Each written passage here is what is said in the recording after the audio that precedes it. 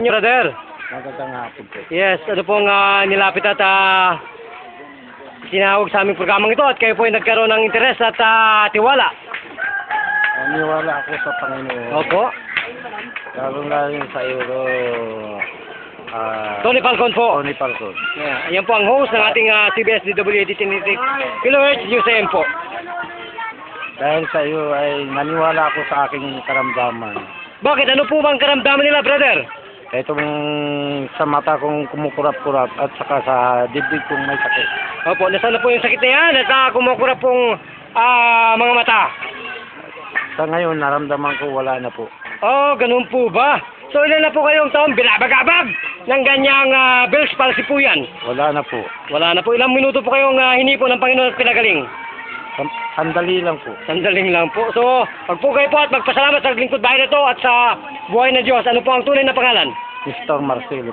Mr. Marcelo, ano pong apelyido? Hindi, Mr. Mr. Marcelo po ang pangalan. So, Mr. Marcelo Nestor, kayo po ba ay naligayahan? Naligayahan po. Ilan na pong taong gulang yan? 63. 63. So, ilan po kayong taon na sinubukan ng Panginoon? Matagal na po. Oh, ganun po ba?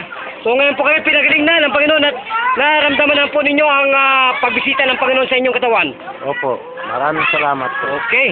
So, kung ganun po, magpasalamat po sa buhay ng Panginoon at sa aming pong lingkod bahay ni Brother Tony Falcon. Maraming salamat po sa iyo, Tony Falcon, at sa mahal na Panginoon. So, bakit po kayo naniniwala ngayon sa Panginoon? Wala pong imposible. Yes. Ay, glory to God, glory to Jesus po. Yan po ang ating mahal na Panginoon. Buhay. Madali pong magpagamot. Kung tayo po ay bibigyan daan, ang dalawa pong, ang apat, ang tatlong, paniniwala.